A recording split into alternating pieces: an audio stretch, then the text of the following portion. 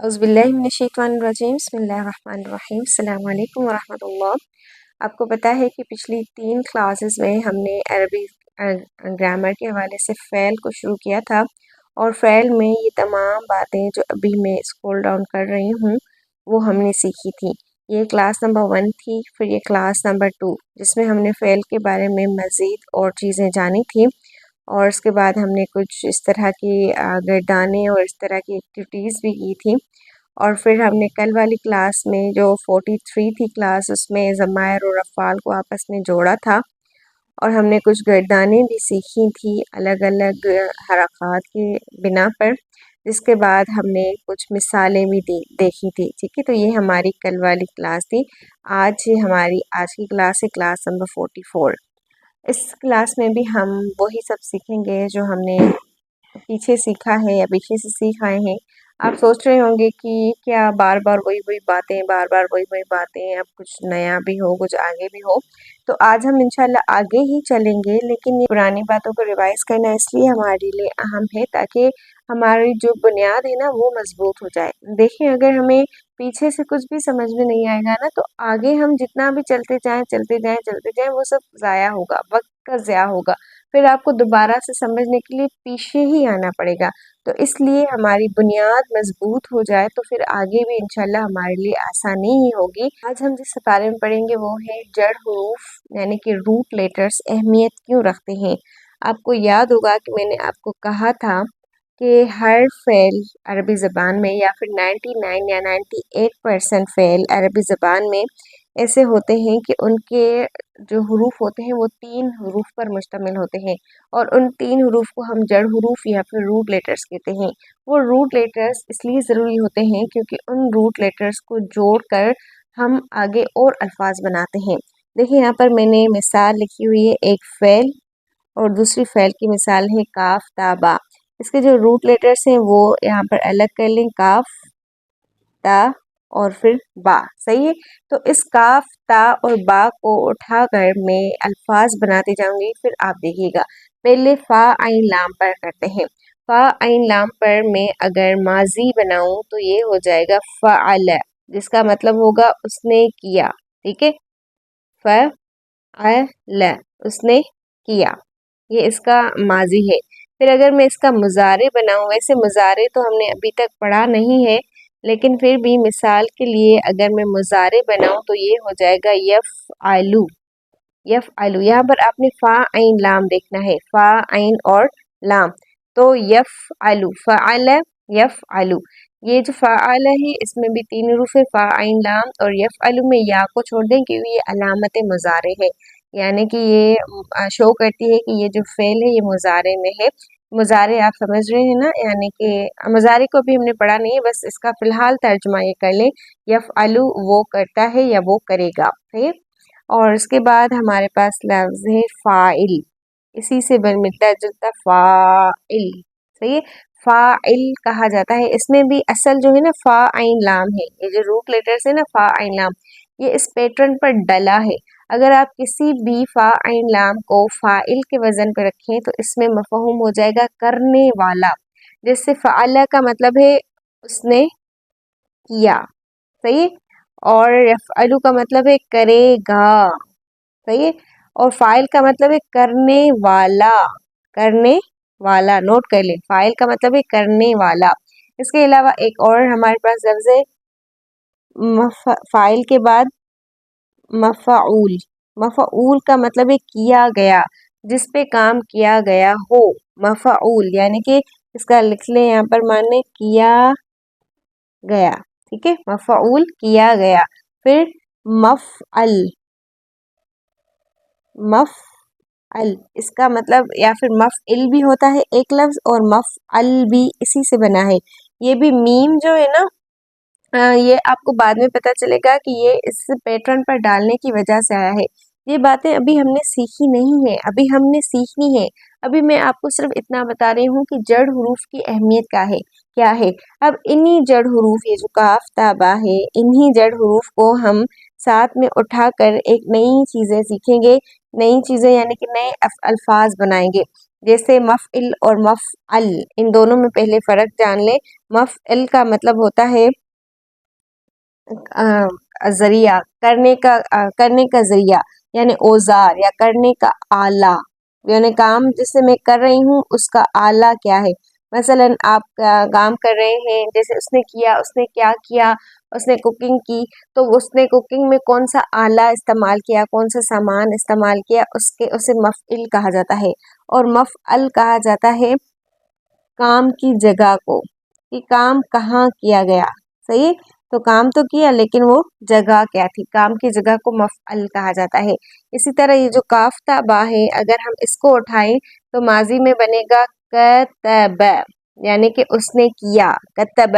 پھر اسی کاف تا با کو اگر ہم مضارع میں لے جائیں تو یہ بنے گا یکتبو، کتب یکتبو۔ اب یہ یکتبو کیسے بنا، یہ ہم انشاءاللہ آئندہ آگے سیکھیں گے۔ ابھی صرف اتنا دیکھ لیں کہ یہ کاف تا با اہم حروف ہیں۔ پھر ہم اسے ہی بنائیں گے کاتب۔ ہو سکتا ہے یہ لفظ آپ نے پہلے سنا ہو، کاتب۔ کاتب کا مطلب ہوتا ہے لکھنے والا، کاتب، صحیح ہے۔ پھر اسی سے ہم بنائیں گے مکتوب، جس کا مطلب ہوتا ہے لکھا گیا یا لکھا ہوا، مکتوب لکھا ہوا۔ دوبارہ نوٹ کریں، کتبہ اس نے لکھا، یکتب وہ لکھتا ہے یا وہ لکھے گا، کاتب لکھنے والا، مکتوب لکھا ہوا۔ مثلا میں کہہ رہی ہوں کہ میں نے خط لکھا، تو میں جو خط ہے اس کو مکتوب کہوں گی، کیونکہ اس کو لکھا گیا ہے، وہ لکھا ہوا ہے تو وہ مکتوب ہے۔ پھر اسی طرح مفعل یعنی کہ مکتب، وہ لکھا کس کے ذریعے گیا ہے، اس کا آلہ کیا تھا لکھنے کا، پین سے لکھا گیا، قلم سے لکھا گیا، یا تختی پر کسی اور چیز سے، پنکھ وغیرہ سے لکھا گیا۔ اور ایک چیز ہے مکتب، مکتب یعنی کہ لکھنے کی جگہ، جسے ہم میز کہتے ہیں، مکتب لکھنے کی جگہ، وہ کہاں پر لکھا گیا۔ تو یہ تمام جو چیزیں ہیں نا، یہ انہی روٹ لیٹر سے بنی ہے۔ ہمیں جو صرف ایک پیٹرن دیا جائے گا، یہ کاتب پیٹرن ہے، یہ کاتب پیٹرن ہے فاعل کے وزن پر، صحیح ہے۔ یہ مکتوب پیٹرن ہے مفعول کے وزن پر، یہ مکتب پیٹرن ہے مفعول کے وزن پر، یعنی کہ یہ پیٹرنز ہمیں دیے جائیں گے۔ پھر ہم اس کاف تا با یعنی کہ ان 3 روٹ لیٹرز کو یا پھر جڑ حروف کو اٹھا کر نئے الفاظ بنائیں گے، اور اس کے معنی آگے آئندہ آتے جائیں گے۔ یہ انشاءاللہ بہت آسان ہے اور بہت مزے کا ہے۔ جب آپ پڑھیں گے نا ان تمام ٹاپکس کو، اور ان ٹاپکس کو ہم انشاءاللہ ایک ایک کر کے پڑھیں گے آئندہ، تو آپ کو احساس ہوگا واقعی کہ عربی کے بعد آپ کو اردو بھی بہت اچھے سے سمجھ آئے گی۔ اگر آپ سندھی ہیں تو آپ کو سندھی بھی بہت اچھے سے سمجھ میں آ جائے گی، یا کوئی اور زبان ہے عربی سیکھنے کے بعد آپ کو اپنی زبان میں جو عربی سے ملتی جلتی زبان ہے اس میں آپ کو مہارت حاصل ہو جائے گی، صحیح ہے۔ تو یہاں پر بس بتانے کا مقصد یہ تھا کہ روٹ لیٹرز یعنی کہ جو جڑ حروف ہیں وہ بہت زیادہ اہمیت رکھتے ہیں، اس لیے عربی زبان میں ہر فعل کے کوئی نہ کوئی روٹ لیٹرز یعنی کہ جڑ آپ سمجھتے ہیں نا، جیسے دیکھیں اگر جڑ ہی مضبوط نہ ہو تو آگے جو پودا اوپر اٹھتا ہے وہ بہت کمزور ہوتا ہے، وہ بہت ہی یعنی کہ تباہ ہونے کا خطرہ ہوتا ہے، اس کا ختم ہونے کا خطرہ ہوتا ہے۔ تو یہ بھی بالکل ایسے ہی ہے کہ جڑ حروف ہماری مضبوط ہوگی، ہماری یہ حروف ہے، پھر ان حروف سے آگے ہم دوسرے الفاظ بناتے ہیں، صحیح۔ تو اتنا اگر آپ کو سمجھ میں آ گیا تو آگے کی ایکٹیویٹی میں چلیں۔ آگے کی ایکٹیویٹی میں ہم اردو کی گردان کو کریں گے آج۔ اردو کی گردان ہو سکتا ہے یہ لفظ آپ کو سمجھ میں نہ آیا ہو، تو اس لفظ کو نوٹ کر لیں۔ گردان یہ ہوتی ہے اردو میں ہم کہتے ہیں، پھر ہمیں انشاءاللہ عربی کی گردان بھی سمجھ میں آئے گی۔ اب تک آپ نے غور کیا ہوگا تو آپ کو سمجھ میں آ گئی ہوگی۔ دیکھیں پہلے میں غائب کے بارے میں لکھوں گی، پھر غائب کے بعد حاضر، اور حاضر کے بعد متکلم، ٹھیک ہے۔ غائب، حاضر، پھر متکلم،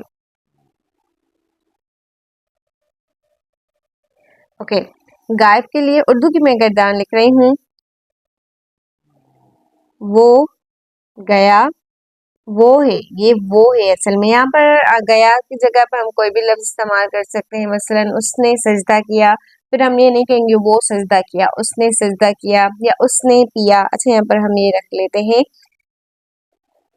اس نے پیا، ٹھیک ہے، اس نے پیا۔ فی الحال کیا پیا وہ ابھی چھوڑ دیتے ہیں، بس اس نے پیا، یہ غائب ہے یعنی کہ وہ ابھی ظاہر نہیں ہے۔ پھر ان دونوں کے لیے ہمارے پاس کوئی ایک نیا لفظ نہیں ہے. اس نے پیا ایک کی بات کریں. مثنیٰ کے لیے اردو زبان میں کوئی الگ لفظ نہیں ہے، تو اس نے پیا، پھر ان دونوں نے پیا، پھر انہوں نے پیا، یہ جمع ہو جائے گا، انہوں نے پیا. اس کے بعد یہ تو سب مذکر ہو گیا نا. اب مونس کی طرف. مونس میں بھی ہم کہیں گے اس نے پیا. مونس میں بھی کوئی الگ لفظ نہیں ہے، مونس میں بھی اس نے پیا، پھر ان دونوں نے پیا. ان دونوں کے لیے بھی کوئی الگ لفظ نہیں ہے، ہمیں ان دونوں ساتھ میں لگانا پڑے گا، اس لیے میں یہاں پر نہیں لکھ رہی. پھر اگر میں مونس جمع کے لیے کہوں تو انہوں نے پیا، سیم ہی آئے گا. بات سمجھ رہے ہیں؟ اس نے پیا یہ مذکر کے لیے، اس نے پیا مونس کے لیے سیم آئے گا. انہوں نے پیا اور انہوں نے پیا یہ بھی سیم آئے گا. باقی مثنیٰ کے لیے کوئی الگ لفظ نہیں ہے، اس میں ہم نے لگانا پڑے گا ان دونوں نے پیا. تو اس نے پیا، ان دونوں نے پیا، انہوں نے پیا. اس نے پیا، ان دونوں نے پیا، انہوں نے پیا. تقریباً سیم الفاظ ہیں. پھر حاضر کی طرف آئیں.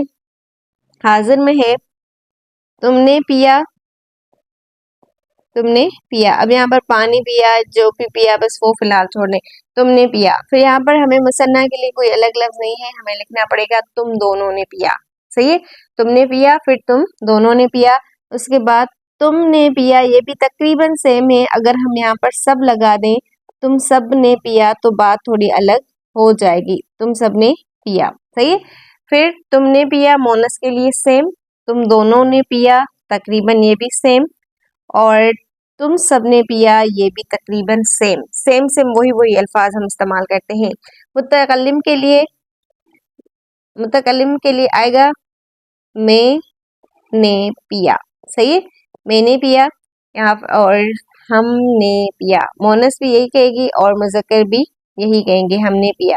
میں نے پیا اگر لڑکی ہے وہ بھی یہی کہے گی، اور اگر لڑکا ہے تو وہ بھی یہی کہے گا.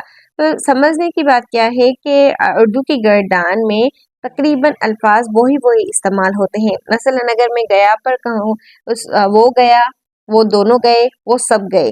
پھر وہ گئی، اس میں فرق آ گیا. وہ گئی، میں یہ نہیں کہوں گی وہ گیا مذکر کے لیے اور وہ گئی مونس کے لیے. وہ دونوں گئیں، وہ سب گئیں. تم گئے اور پھر تم دونوں گئے، تم سب گئے. تم گئی مونس کے لیے آخر میں چینجنگ آئے گی. تم گئی، تم دونوں گئی، تم سب گئی. میں گیا لڑکا اور میں گئی لڑکی. ہم گئے مذکر اور جمع، اور ہم گئیں مونس اور جمع. صحیح ہے؟ تو یہ متکلم، حاضر اور غائب اس کا ہو گیا. اب ہم یہی گردان اردو میں اگر کریں، عربی میں اگر کریں تو یہ کس طرح بنے گی؟ دیکھیں یہاں پر آئیں. اس نے پیا، اس کو ہم کہیں گے شرب. اس نے پیا شرب. پھر ان دونوں نے پیا. ان دو کی ہم بات کریں گے تو یہاں پر شرب میں الف لگ جائے گا. شربا، یہ جو الف ہے یہ دو کو ظاہر کر رہا ہے. صحیح ہے؟ شربا، شرب، شربا. ان دونوں نے پیا. پھر اگر میں کہوں کہ ان سب نے پیا مذکر کے لیے تو یہ ہو جائے گا شربو، اور یہاں پر بو کو ہم آخر میں الف بھی دے دیں گے. یہ بس رول ہے کہ یہاں پر الف بھی آتا ہے. شربو، شرب، شربا، شربو. یہ با دو کو ظاہر کر رہا ہے اور یہ واؤ یہ سب کو ظاہر کر رہا ہے. صحیح ہے؟ اصل میں یہ تقریباً نہیں تو شین رابا اور شین رابا ہے، روٹ لیٹرز ہیں یہ اس کے. پھر اگر میں مونس کے لیے کہوں تو یہاں پر لفظ بدل جائے گا، یعنی کہ سیم نہیں آئے گا. یہاں پر آ جائے گا شربت. شربت یعنی کہ اس مونس نے پیا. شربت، شربا اس مذکر نے پیا. شربا ان دو مذکر نے پیا. شربو ان تمام مذکر نے پیا. شربت اس مونس نے پیا. پھر اگر دو مونس کی بات کریں تو شرب تا. سمجھ رہے ہیں؟ یہ جو تا ہے یہ مونس کو شو کر رہی ہے. اور کتنی مونس کو؟ دو مونس کو. یہ جو الف ہے یہ دو مونس کو شو کر رہا ہے کہ شربتا تم دو مونس نے پیا. پھر شربنا، شربنا. صحیح؟ شربنا اس کا مطلب کیا ہے؟ تم ان تمام مونس نے پیا. صحیح ہے؟ شربنا یہ جو نون ہے یہ ظاہر کر رہا ہے کہ یہاں پر بات تمام مونس کی ہو رہی ہے. تو شرب شربا شربو شربت شربتا شربنا شربنا. اب یہاں پر یوں سمجھے کہ گاڑی شرب شرب شرب شرب شرب شرب اسی سے چلے گی. میں مثلا یہاں پر لکھ دیتی ہوں شرب, صحیح ہے, شرب تقریباً سیم ہی آئے گا. پھر سے شرب, پھر سے شرب, اعراب میں نہیں لگا رہی, آپ بس نوٹ کر لیں سیم ہی اعراب آئے گا. اس کے بعد بھی شرب, پھر شرب, پھر شرب, پھر شرب اور پھر شرب. اب آگے آتے ہیں کہ ہوگا کیا. شرب نے یعنی کہ ان تمام مونس نے پیا. اگر میں کہنا چاہتی ہوں تم نے پیا, یہاں پر آئے حاضر میں تم نے پیا, اگر میں کہنا چاہتی ہوں تو میں کہوں گی شرب تے. تے, یہ جو تے ہے یہ ظاہر کرے گا کہ یہاں پر بات کس کی ہو رہی ہے, یہاں پر تمہاری بات ہو رہی ہے. شرب تے تم نے پیا. پھر شرب, اگر شرب تے ایک کے لیے ہے, ایک تم کے لیے, تو دو تم کے لیے کیا آئے گا, شرب شرب تما. صحیح ہے, شرب تما. سمجھ آ رہی ہے بات. شرب تے پھر شرب تما. تما یہ دو کے بارے میں بتا رہا ہے. پھر شرب تم, اسی کے ساتھ ہم ایڈ کریں گے شرب تم یعنی کہ تم سب نے پیا. پھر مونس کے لیے اگر میں کہنا چاہوں تو یہاں پر تے کو زیر آ جائے گی, شرب تی ہوگا سیم ہی, شرب پھر تی, شرب تی یعنی کہ تم مونس نے پیا. پھر شرب تما تقریباً سیم ہی ہوگا, یہ ایک ہی ہوگا, شرب تما یعنی کہ تم دو مونس نے پیا. پھر شرب تن, تن یہ جو ان تن کی ضمیر ہے نا, انت انتما انتم انتی انتما انتن, تو یہ انتن اس کو شو کر رہا ہے یعنی کہ تم سب مونس نے پیا. اگر میں کہنا چاہتی ہوں میں نے پیا تو میں یہاں پر لگاؤں گی شرب تو. تے یعنی کہ تم نے پیا, تو یعنی کہ میں نے پیا.